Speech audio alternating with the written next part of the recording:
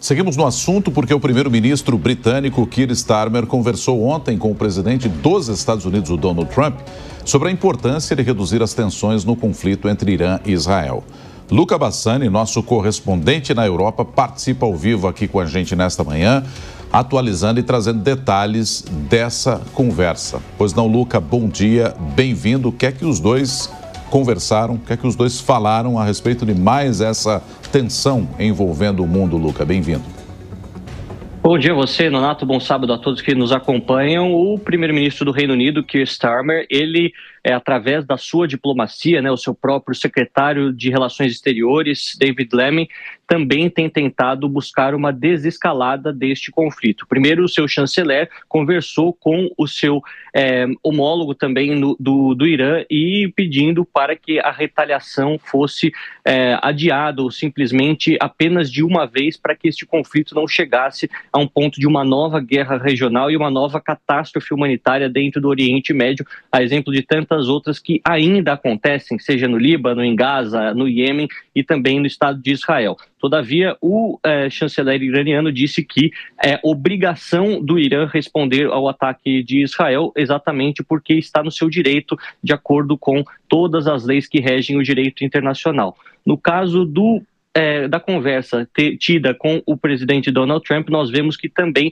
eles, como parceiros regionais, têm tentado trabalhar para evitar ataques maiores em Israel. Inclusive, o Reino Unido é um dos países responsáveis pela defesa do espaço aéreo israelense, assim como os Estados Unidos. Ontem, nos fortes ataques iranianos, estes países, assim como outros países árabes também, Jordânia, Arábia Saudita, foram fundamentais para repelir certos drones, certos mísseis do Irã, mas nós sabemos que a posição dos Estados Unidos e do Reino Unido ela acaba sendo diferente em todos esses aspectos. Os Estados Unidos é muito mais próximo ao governo de Benjamin Netanyahu, o presidente Donald Trump é muito mais próximo ao primeiro-ministro Netanyahu, enquanto Keir Starmer, enquanto um líder do Partido Trabalhista, um social-democrata para todos os efeitos no aspecto europeu, tem fortes críticas ao Estado de Israel na sua conduta dentro da faixa de Gaza e poderia escolher um outro caminho. A gente sabe que as negociações que estavam marcadas para amanhã em Omã entre Irã e Estados Unidos sobre o novo acordo nuclear ainda não foram nem confirmadas nem canceladas,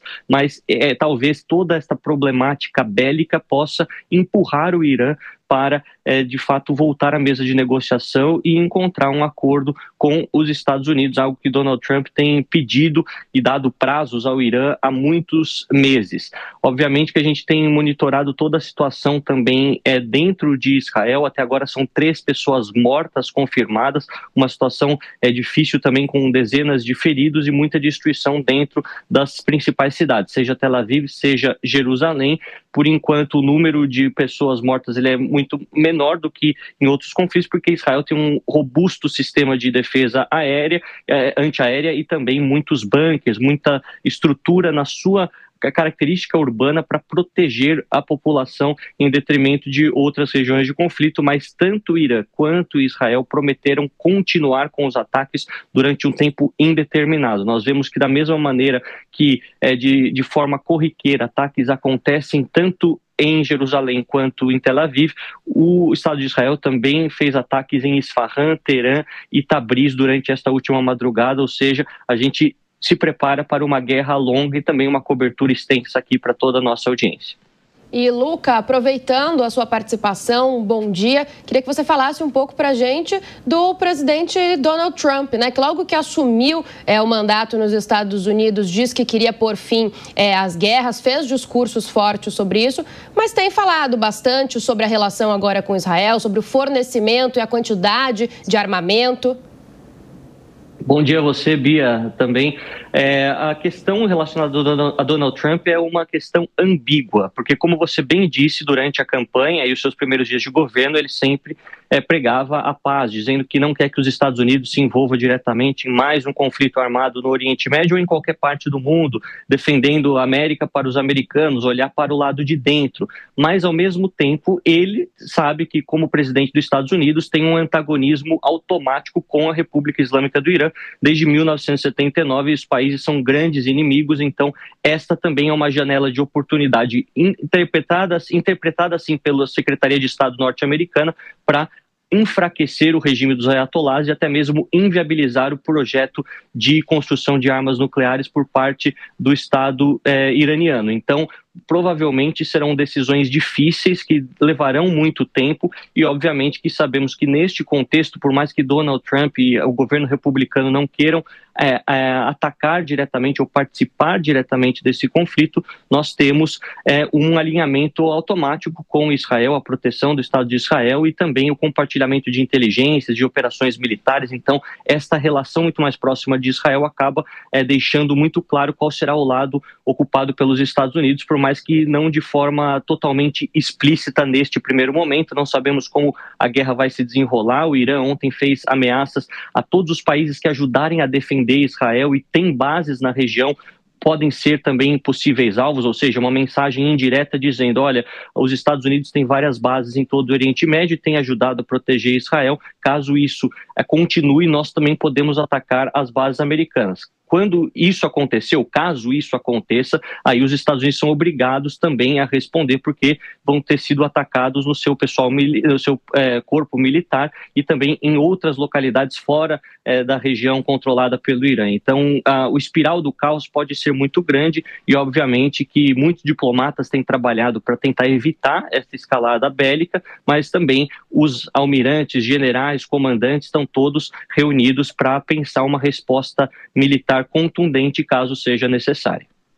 Luca Bassani, direto da Europa, volta daqui a pouco. Obrigado, Luca, por enquanto. O Luca estará durante toda essa edição do Jornal da Manhã, atualizando para a gente as informações e repercussões lá em território europeu.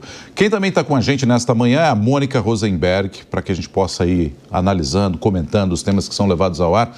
Ô, Mônica, antes de mais nada, eu queria saber qual é a tua impressão desse conflito agora entre Israel e Irã. Após o ataque israelense, o Irã respondeu e, infelizmente, a gente tem aí um cenário aparentemente de ataques mútuos. Mônica, bem-vinda e bom dia para você. Qual é a tua impressão do conflito até agora?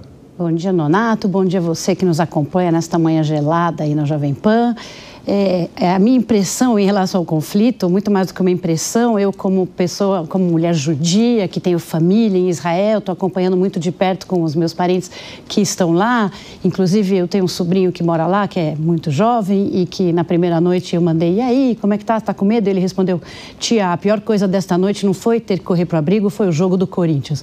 Então, lá dentro de Israel, realmente existe ainda uma proteção, esse domo de ferro que protege dos mísseis, ele protege também a população da sensação do medo.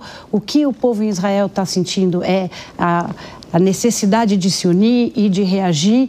E o que nós aqui, especialmente eu, sinto é que vai ser um conflito que vai ter um tempo talvez não tão curto quanto nós gostaríamos, 2, 3 semanas.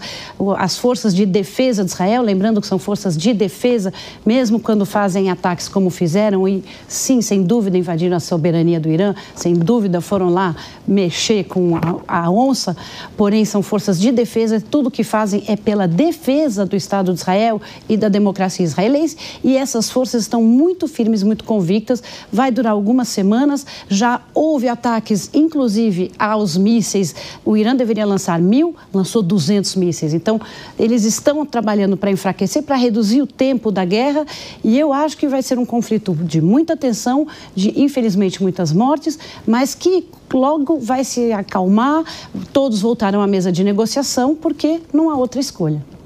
Mônica, qual a importância de outras nações, né, nessa tentativa de apaziguar e acalmar um conflito como esse? Diversos países já se pronunciaram, França, China, Rússia, o próprio Brasil.